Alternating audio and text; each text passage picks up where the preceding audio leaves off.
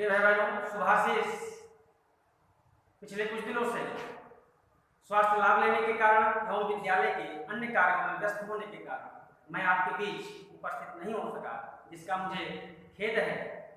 परंतु आज मैं इतिहास विषय के अंतर्गत पाठ 1 फ्रांसीसी क्रांति का ये पहला वीडियो लेकर के उपस्थित हूँ। इसमें आज आप सभी फ्रांसीसी क्रांति के कुछ बिंदुओं के बारे में अध्ययन करेंगे। फ्रांसीसी क्रांति पढ़ने से पूर्व हमें क्रांति के संदर्भ में जान लेना आवश्यक है कि क्रांति है क्या। क्रांति किसी देश के नागरिकों में किसी विचारधारा अथवा परिवर्तन को लेकर उत्पन्न होने वाला एक आंदोलन है। आंदोलन आप समझते हैं कि इसमें देश के अधिकांश नागरिक एकजुट होकर के एक विचारधारा को लेकर के और लड़ाई लड़ते हैं। वह लड़ाई हिंसात्मक भी होती है और अहिंसात्मक भी होती है। पहले वह अहिंसा से शुरू होती है और फिर वह हिंसा में तब्दील हो जाती है। तो इन सब चीजों को हम क्रांति कहते हैं। क्रांति एक बहुत बड़े पैमाने पर एक विचारधारा को लेकर के नागरिक लड़ाई लड़ते हैं। इसमें अपने देश के राजनीतिक परिवर्तन के लिए, अपने देश में सामाजिक परिवर्तन के लिए, अपने देश में आर्थिक परिवर्तन के लिए प्रयास करते हैं।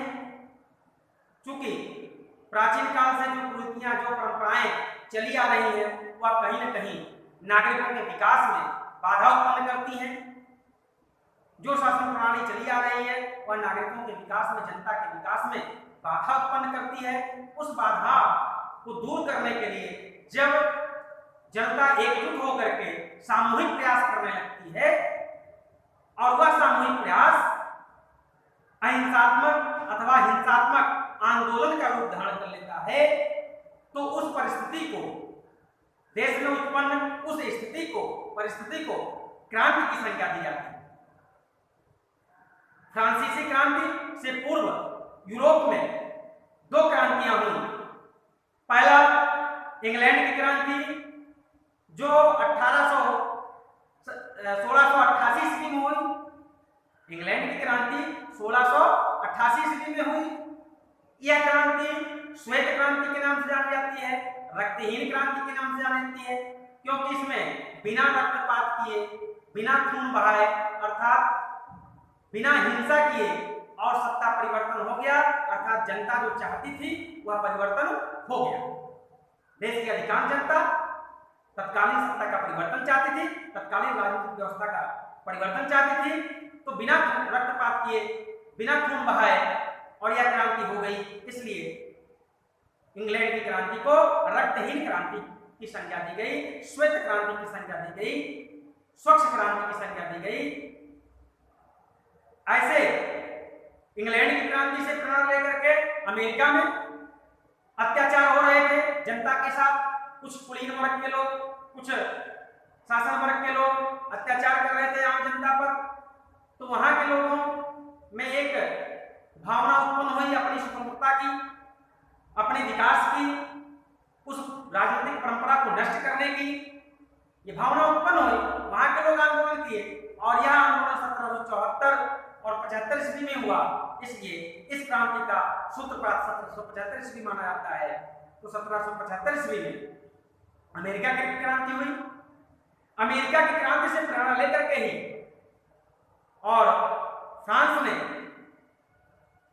क्रांति की शुरुआत की, फ्रांस की जनता ने क्रांति की शुरुआत की। और फ्रांस की जनता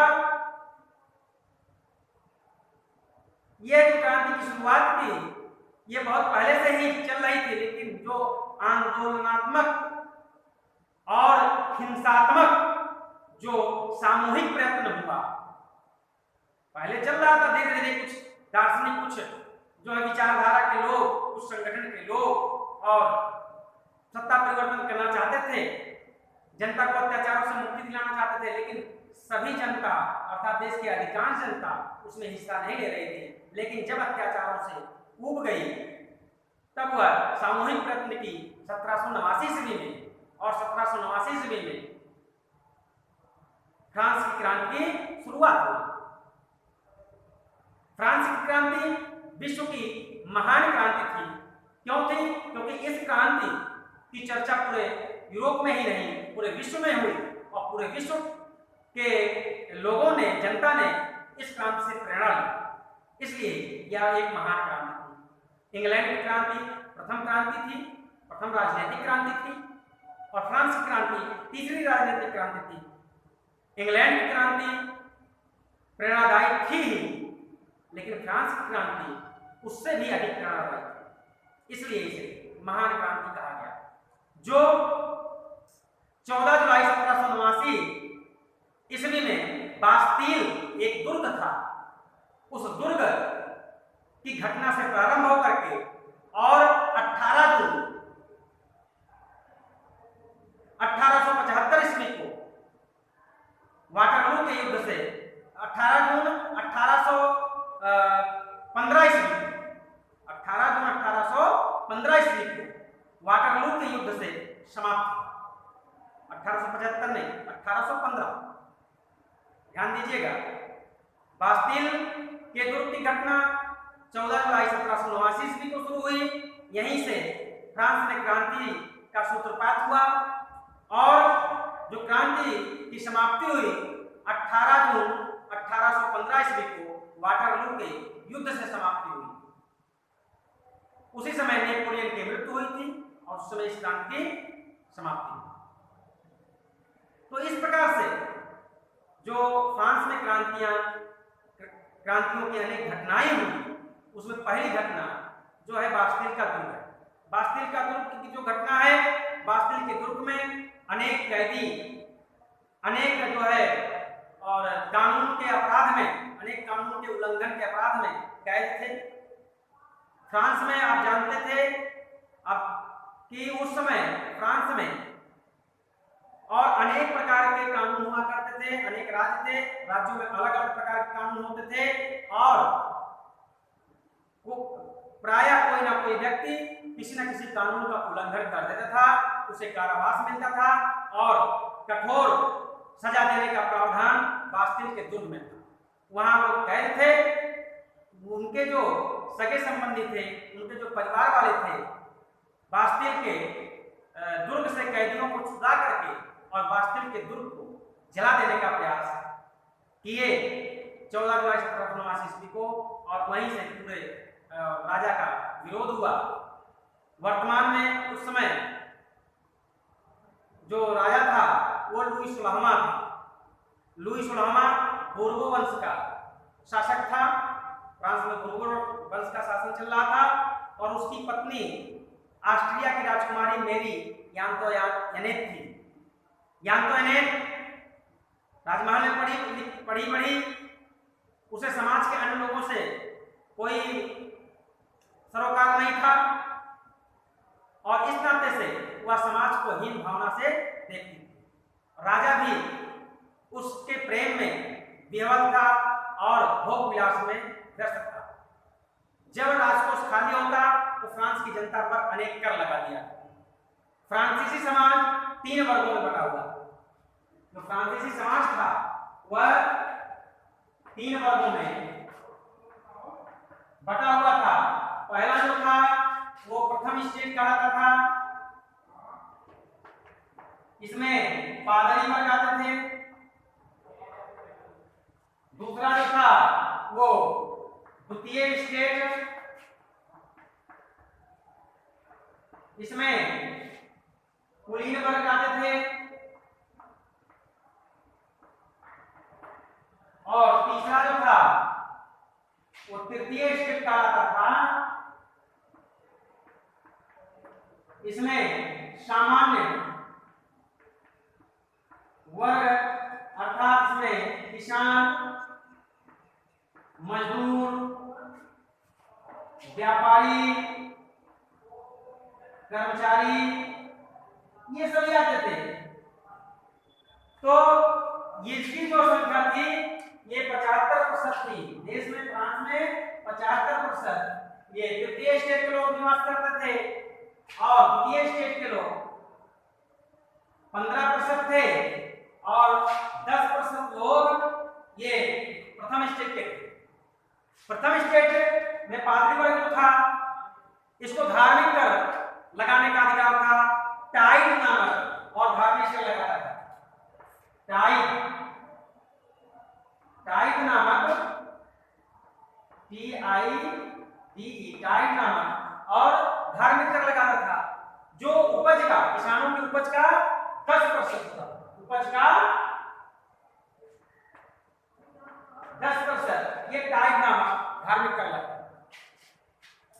इसके बाद ये जो द्वितीय स्टेप था, एक कुलीन वर्ग था। इसमें राजा और राजा के पदाधिकारी और सामंत जो होते थे, राज्यों के जो अनेक राज्य थे छोटे छोटे, उन और परगना थे, उन परगना के अधिकारी ये सब आते थे।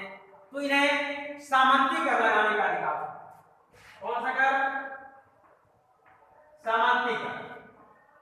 ये सामंती कर लगाते थे और जब भी राजकोष खाली होता था तो जनता पर एक नया कर थोप दिया जाता था। उपहार और लेना, प्रतिदिन उपहार लेना, ये राजा का कर्तव्य था, राजा का अधिकार था। और जनता का जो कर्तव्य था वो प्रतिदिन कोई ना कोई राजा को उपहार देता था। इस प्रकार से जनता करों और उपहारों के चक्कर में दबी कुचली थी, उसका विकास नहीं हो पा रहा था। जो व्यापारी थे, जो किसान थे, वो अपना पेट नहीं भर पाते थे। इन लोगों के पेट भरने के चक्कर में त्रस्त, परेशान थे, यातना झेल रहे थे। तो इन्हीं में से और ऐसे कुछ प्रबुद्ध वर्ग के लोगों का उदय हुआ, शिक्षा प्राप्त करके वकील, डॉक्टर, चिकित्सक, दार्शनिक, जैसे रूसो, मॉन्टेस्क्यू, ऐसे अनेक दार्शनिकों का उदय हुआ। और दार्शनिक जब उदय हुआ तो वो समाज के हित के लिए लड़ाई लड़े, इन यातनाओं के विरोध में आवाज उठाए, आंदोलन किए। और वही आंदोलन जब सामूहिक हो गया, उस आंदोलन में जब सभी जनता का भाग हो गया तो वह आंदोलन क्रांति कहलाया, जिसे फ्रांसीसी क्रांति के नाम से हम सभी जानते हैं।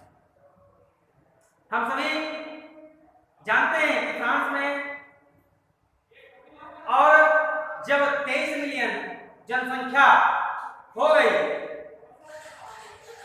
सन 1717 ईस्वी में, जब ये और लुई 16वां का शासन नहीं था, लुई 16वां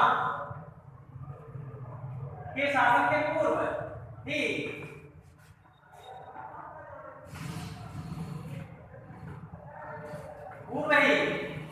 और 1717 ईस्वी में 23 मिलियन जनसंख्या हो गई थी। तो उस 23 मिलियन जनसंख्या के परिणाम स्वरूप फ्रांस की दुर्दशा प्रारंभ हो गई। फ्रांस में वस्तुओं की मांग बढ़ने लगी, उत्पादन कम हो रहा था, वैज्ञानिक आविष्कार नहीं थे, रासायनिक और दवाओं और रासायनिक खादों से कृषि नहीं हो रही थी, परंपरागत कृषि हो रही थी, विकास नहीं था, उत्पादन नहीं हो रहा था, महंगाई बढ़ रही थी, जनता परेशान थी अपनी महंगाई से, अपने पेट भरने से। उधर अनेक प्रकार के कर और पादरी वर्ग और कुलीन वर्ग लगाते थे, तो भूखों पर रही थी। तो ये कब तक चलता? कभी न कभी वह प्रस्फुटित होता। तो उसका प्रस्फुटीकरण 1789 ईस्वी में और शुरू हुआ बास्टिल की घटना से। ये क्रांति का सूत्रपात हुआ।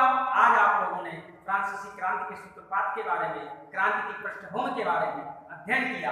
आगे क्रांति के कारणों के बारे में अगले वीडियो में हम बताएंगे। तो आज के लिए इतना ही, धन्यवाद।